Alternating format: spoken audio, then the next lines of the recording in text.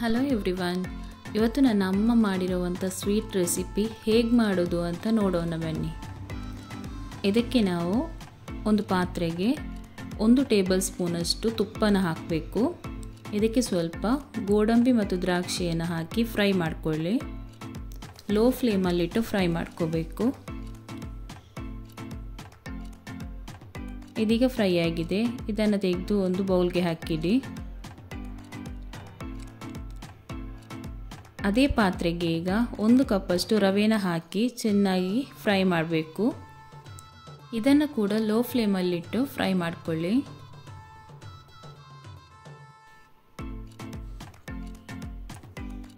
Friends, ಯಾರೆಲ್ಲ ನಮ್ಮ ಚಾನಲ್ನ ಫಸ್ಟ್ ಟೈಮ್ ನೋಡ್ತಾ ಇದ್ದೀರಾ, ಪ್ಲೀಸ್ ಸಬ್ಸ್ಕ್ರೈಬ್ ಮಾಡಿಕೊಳ್ಳಿ. ಇದೀಗ ಫ್ರೈ ಆಗಿದೆ. ಇದನ್ನು ಒಂದು ಪ್ಲೇಟಿಗೆ ಹಾಕಿಡಿ.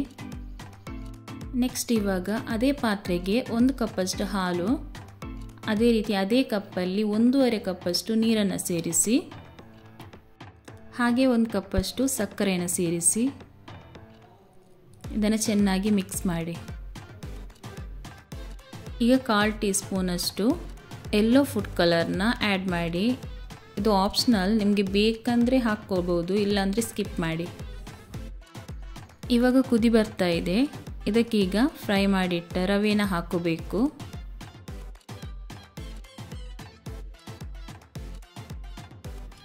ಈಗ ಸೌಟ್ ಹಾಕ್ತಾ ಇರಿ, ಇಲ್ಲಾಂದರೆ ಲಮ್ಸ್ ಉಳಿಯುತ್ತೆ. ಇದೇ ರೀತಿಯಾಗಿ ಮಿಕ್ಸ್ ಮಾಡ್ತಾನೇ ಇರಬೇಕು. ಫ್ರೆಂಡ್ಸ್, ನಮ್ಮ ಚಾನಲ್ನ ಆದಷ್ಟು ಸಪೋರ್ಟ್ ಮಾಡ್ತಾ ಇರಿ. ಹಾಗೆ ನಿಮ್ಮ ಫ್ಯಾಮಿಲಿ ಫ್ರೆಂಡ್ಸ್ ಎಲ್ರಿಗೂ ಶೇರ್ ಮಾಡಿ. ಇದು ಈ ರೀತಿಯಾಗಿ ಗಟ್ಟಿಯಾಗೋ ತನಕ ಸೌಟ್ ಹಾಕ್ತಾನೇ ಇರಬೇಕು. ಇವಾಗ ಇದಕ್ಕೆ 1 ಟೇಬಲ್ ಸ್ಪೂನಷ್ಟು ತುಪ್ಪನ ಸೇರಿಸಿ ಚೆನ್ನಾಗಿ ಮಿಕ್ಸ್ ಮಾಡಿ.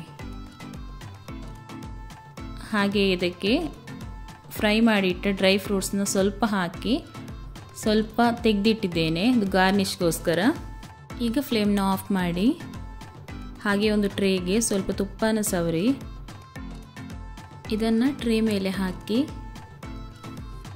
ಶೇಪ್, ನಿಮಗೆ ಯಾವ ಶೇಪ್ ಬೇಕೋ ಆ ಶೇಪ್ ಮಾಡಬೇಕು. ನೋಡಿ, ಅಮ್ಮ ಈ ರೀತಿ ಮಾಡ್ತಾ ಇದ್ದಾರೆ, ಅದೇ ರೀತಿ ಮಾಡಿ. ಹಾಗೆ ಸ್ವಲ್ಪ ತುಪ್ಪನ ಹಾಕ್ಕೋಬೇಕು, ಇಲ್ಲಾಂದರೆ ಅಂಟಂಟಾಗುತ್ತೆ.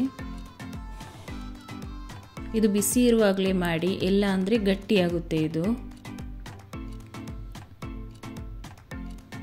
ಈಗ ಇದರ ಮೇಲೆ ಡ್ರೈ ಫ್ರೂಟ್ಸ್ನ ಈ ರೀತಿಯಾಗಿ ಹಾಕೋಬೇಕು. ಇದು ಸ್ವಲ್ಪ ತಣ್ಣಗಾದ ಮೇಲೆ ಕಟ್ ಮಾಡ್ಕೋಬೇಕು. ನಿಮಗೆ ಯಾವ ಶೇಪ್ ಬೇಕೋ ಆ ಶೇಪ್ಗೆ ಕಟ್ ಮಾಡ್ಕೊಳ್ಳಿ.